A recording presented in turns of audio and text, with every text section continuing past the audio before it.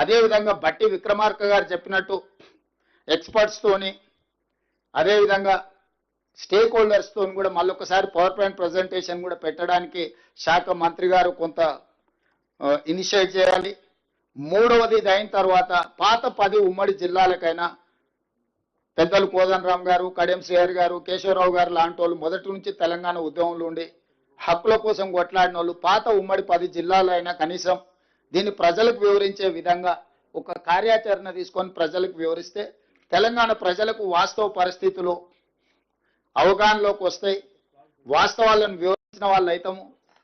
Gavinolla Srinivas Rayalaseema lift మీద వేసిన మా నారాయణపేట మా దగ్గర నుంచి మేము శ్రవణ్ అని ఒకప్పుడు TV9 రిపోర్టర్, ఇప్పుడు advocate in supreme court, personal గా తీసుకొని పర్సనల్ కెపాసిటీలో ఎన్జిటీలో కేసు వేయించి ఆనాడు స్టే తెచ్చిన తర్వాతనే రాష్ట్ర ప్రభుత్వం అందులో ఇంప్లీట్ పిటిషన్ వేసింది. సో ఇవన్నీ కూడా ప్రతి క్షణం పర్యవేక్షించుకుంటూ తెలంగాణ హక్కులను కాపాడడానికి మేము ప్రయత్నం చేస్తున్నాము. ఈరోజు ఆంధ్రప్రదేశ్ ముఖ్యమంత్రి గారికి కూడా వరద జలాలునే మేము తీసుకెళ్తామంటున్నారు. మరి అదే వరద జలాలు కాదు, నికర జలాలు, మిగులు జలాలు, వరద జలాలు ఏవైనా కావచ్చు, మా నల్గొండకు మా రంగారెడ్డి జిల్లాకు తీసుకెళ్తే మీకు అభ్యంతరం ఏంది? నికర జలాలు గోదావరి బేసిన్లో 968, 518, 968 తెలంగాణకు, 518 ఆంధ్రప్రదేశ్కి పోతే ఎన్ని మిగిలినో తీస్తే దాంట్లో ఆ వరద జలాలలో ఎవరికెంత వస్తుందో లెక్క కడతాం ప్రపోర్షనేట్ గా ప్రోరేటా ప్రకారం. మోరార్లెస్ ఎంత పర్సెంటేజ్ నికర జలాలలో ఉందో వరద జలాలలో కూడా మోరార్లెస్ ప్రోరేటా ప్రకారం ఒక హక్కు ఉంటుంది. ఆ హక్కు ప్రకారం వరద జలాలలో మాకెంత ఉందో ఆ వరద జలాల మీకెంత వస్తుందో ఒక లెక్క తెలుసుకున్న తర్వాత పైన మేము కట్టుకుంటాం, కింద మీరు కట్టుకున్నప్పుడు ఇప్పుడు పైన మేము కట్టుకోకుండా మా నీళ్లు మేము ఒడిసి పట్టుకోకుండా చంద్రశేఖరరావు చేసిన పాపాల వల్ల, కాళేశ్వరం కూలిపోవడం వల్ల, చేవెళ్ల ప్రాంతాన్ని మినహాయించడం వల్ల ఆ నీళ్లు మిగిలిపోయి నీ కింద వరదలాగా కనిపిస్తుంది. మేము వాడుకుంటే మీకు వరద ఉందా బురద ఉందా ఏముందో తేలుతుంది కదా. ఫస్ట్ మా ప్రాజెక్టులు అన్నీ చేయండి, మా కంప్లీట్ చేసుకోనియండి. ఆయన 10 ఏళ్ళు నిధులు ఖాళీ అయిపోయినాయి కానీ నీళ్లు మాత్రం మాకు రాలే. ఇప్పుడు ఆయన కట్టిన 1,00,000 కోట్లు ఖర్చు పెట్టి నికరంగా కట్టిన కాళేశ్వరం కూలిపోయింది. కూలింది కాబట్టి ఏమైనా కొన్ని నీళ్ళు నీ కింద వరదలాగా కనిపిస్తుండొచ్చు, నేను కాదంటే లేను. అవి చర్చ చేద్దాము.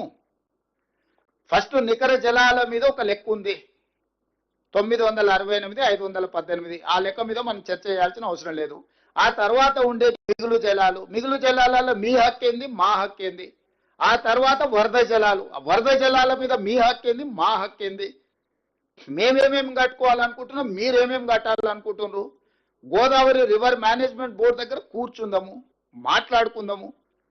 ఈ స్టేట్ రీఆర్గనైజేషన్ యాక్ట్ని ఫస్ట్ అధికారులతో చర్చ చేయాలి, ఆ తర్వాత మంత్రులతో చేయాలి, ఆ తర్వాత అపెక్స్ కౌన్సిల్ చేసుకోవడానికి అన్ని రకాల వెసులుబాట్లు చట్టంలోనే కల్పించిండ్రు. మీకు ఇన్ఫ్లుయెన్స్ ఉంది కదా, డైరెక్ట్ పైపోతా అంటే ఎట్లా? ప్రతి కేసు సుప్రీంకోర్టు వినదు. Sessions court, district court, high court, తర్వాత సుప్రీంకోర్టు. నువ్వు ఈ సిస్టమ్ అంతా తీసేసి అట్నుంచి వస్తాం మేము కిందికి, మాకు అధికారం ఉంది కాబట్టి, మోడీ మేము చెప్పింది వింటాడు కాబట్టి. న్యాయం అనేది కూడా ఒకటి ఉంటుంది.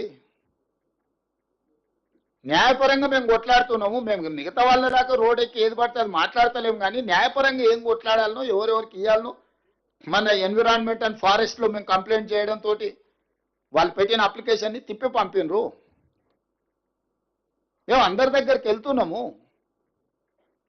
మాకేం బాధ ఉందో చెప్తున్నాము అందరికి. డాక్టర్ల దగ్గరకు పోయి ఏది కాదనుకున్నప్పుడు ఏం చేస్తాం, దానికి కూడా ఒక వ్యూహము ఎత్తుగడ ఉంటుంది కదా. వ్యూహం లేకుంటేనే ఇంత దూరం వచ్చినామా? ప్రజల సహకారం లేకుంటేనే కుర్చీ వరకు చేరుకున్నామా? ఈ ప్రభుత్వాన్ని ఏర్పాటు చేసినామా? తెలంగాణ ప్రజల హక్కులను కాపాడటానికే కదా తెలంగాణ రాష్ట్రం ఇచ్చింది కాంగ్రెస్ పార్టీ.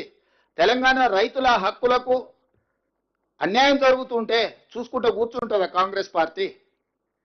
మీరేంది మాకు చెప్పేది? సలహా ఇవ్వండి, సూచన చేయండి, సహేతుకమైన విధానంతో ముందుకు రండి. అసూయతోని, అక్కస్తోని, అహంభావంతో, అహంకారంతో ఏం మాటలు అవి? అట్లాంటి మాటలకు సమాధానం చెప్పడానికి మా దగ్గర లేరనుకుంటుర్రా? మా ఒక్క మందుల సామెలు చాలు, మేము అందరం అక్కర్లేదు. ఒక మందుల సామెలు నువ్వు పంపిస్తే చాలు, నీకు నీ తాతకు 3 తరాలకు సమాధానం చెప్తాడు. అది కాదు కదా. మేమేదో గౌరవంగా